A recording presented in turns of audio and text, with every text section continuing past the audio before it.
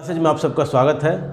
मैं बात करूंगा इस वीडियो में आधुनिक भारत के महत्वपूर्ण टॉपिक हैदर अली और प्रथम आंग्ल मैसूर युद्ध के संबंध में थोड़ा सा हम चर्चा कर लेते हैं। हैदर अली के संबंध में तो हैदर अली के जन्म या उसके वंश के बारे में ज़्यादा जानकारी इतिहास में नहीं है, परंतु उसके पहले की थोड़ी सी जो पृष्ठभूमि है उसे समझ लीजिए कि हैदर अली बाद में मैसूर का शासक बनता है। और मैसूर कहाँ पे है? वर्तमान कर्नाटक के क्षेत्र में है। तो 1612 ईस्वी में कर्नाटक के मैसूर क्षेत्र में एक वाडियार हिंदू वंश की स्थापना हुई थी। नाम ध्यान रखना है, वाडियार हिंदू वंश। और इसी हिंदू वंश का एक शासक हुआ कालांतर में, जिसका नाम था चिक्का कृष्णराज द्वितीय वाडियार, अर्थात वाडियार वंश का एक शासक था चिक्का कृष्णराज द्वितीय। और इसी के समय में हैदर अली एक घुड़सवार सैनिक के रूप में अपने कैरियर को शुरुआत करता है। किसके? मैसूर के सेना के अंतर्गत, अर्थात मैसूर के वाडियार वंश के चिक्का कृष्णराज के यहाँ वह घुड़सवार सैनिक के रूप में सेवा प्रारंभ करता है और अपनी प्रशासनिक योग्यता, क्षमता, कूटनीति, साहस और वीरता के बल पे ऊंचे ऊंचे पद को प्राप्त करता चला जाता है। और यह भी ध्यान रखने वाली बात है कि हैदर खुद अनपढ़ था, मतलब अशिक्षित था, लेकिन वह बुद्धिमान व्यक्ति था, साहसी था। और हैदर अली 1761 ईस्वी का जब टाइम आता है 1761 का, तब तक वह मैसूर के सत्ता को वास्तविक रूप से उपभोग करने लगा था। मतलब 1761 ईस्वी तक हैदर अली के पास वास्तविक सत्ता आ चुकी थी, अर्थात वास्तविक सत्ता का वह मालिक बन चुका था। एक तरह से इतना नियंत्रण उसने मैसूर पर स्थापित कर दिया था।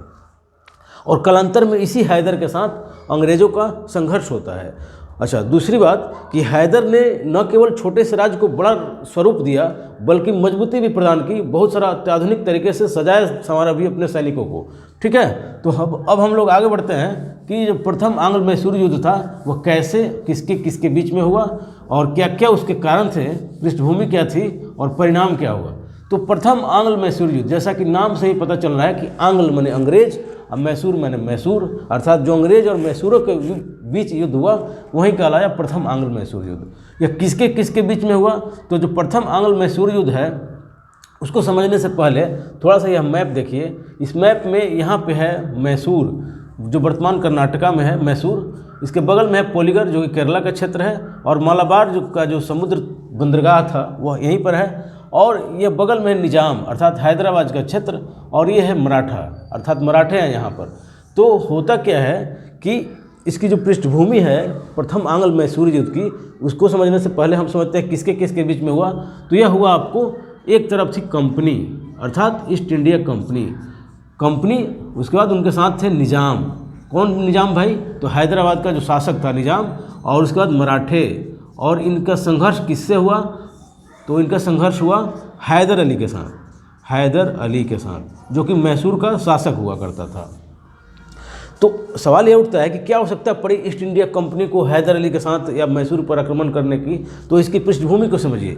इसकी पृष्ठभूमि को समझने के लिए ये जो आपको मैप है ये यहाँ देखिए, इसके जस्ट मैसूर के बगल में ये दक्षिण भारत का तमिलनाडु का जो एरिया है, यहाँ मद्रास है, और यह मद्रास जो था ईस्ट इंडिया कंपनी का महत्वपूर्ण व्यापारिक केंद्र था, महत्वपूर्ण आर्थिक गतिविधियों का केंद्र था।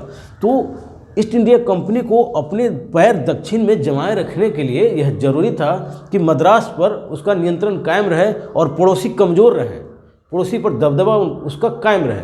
और इसी उद्देश्य से ईस्ट इंडिया कंपनी ने मैसूर पर आक्रमण किया और इसके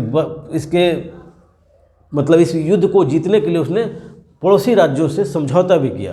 तो होता क्या है कि 1767 ईस्वी में यह युद्ध प्रारंभ होता है और मराठे, निजाम और ईस्ट इंडिया कंपनी साथ में थी, दूसरी तरफ हैदर अली था। और युद्ध जब आगे बढ़ता है तो प्रारंभ में जो क्या क्या होता है, प्रारंभ में की जो गतिविधियां हैं उसको आप समझ लीजिए, फिर हम लोग आगे बढ़ते हैं। प्रारंभ में तो पलड़ा भारी होता है, किसका? ईस्ट इंडिया कंपनी का। परंतु शीघ्र ही हैदर अली को यह भी माना जाता है कि वह कूटनीतिक दृष्टिकोण से बहुत ही समझदार और बुद्धिमान व्यक्ति था। और इसीलिए हैदर अली ने क्या किया? हैदर अली ने निजाम और मराठों के साथ समझौता किया। ठीक है, तो मराठों के, विशेष करके हैदर अली मराठों को अपने पक्ष में करने में सफलता प्राप्त कर लेता है। और वह कैसे करता है? तो शिवनेर और गुटी का क्षेत्र देकर, सीवनेर और गुंटी, ध्यान रखना है इसके नाम को भी, सीवनेर और गुंटी का क्षेत्र प्रदान कर देता है मराठों को और मराठों को अपने पक्ष में कर लेता है। और जैसे ही मराठे जब हैदर के साथ हो जाते हैं तो अब हैदर अली का जो पक्ष है वह मजबूत हो जाता है, ईस्ट इंडिया कंपनी कमज़ोर पड़ जाती है और संघर्ष जारी रहता है।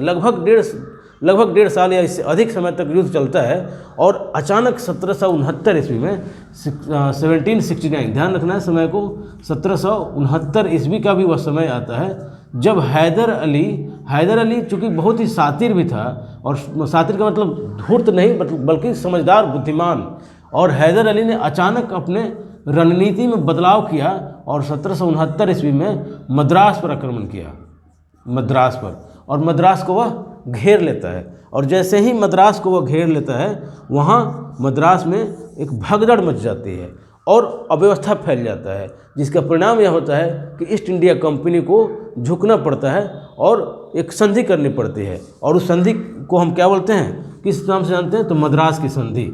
मतलब यह हुआ कि प्रथम आंग्ल मैसूर युद्ध जो है वह समाप्त होता है मद्रास की संधि से, जो कि 1769 ईस्वी में संपादित हुआ। और इस संधि के द्वारा यह निर्णय लिया गया कि दोनों एक दूसरे के क्षेत्र को वापस लौटा देंगे, अर्थात जो जीते गए क्षेत्र हैं वो हैदर अली ने भी लौटाया और साथ में अंग्रेज़ों ने भी लौटाया। जीते गए क्षेत्रों को एक दूसरे को लौटा दिया गया और इस प्रकार से यह संधि समाप्त हुई। और साथ में एक प्रावधान यह भी किया गया कि दोनों में मित्रता बनी रहेगी, और इस प्रकार से यह युद्ध समाप्त होता है। बहुत बहुत धन्यवाद।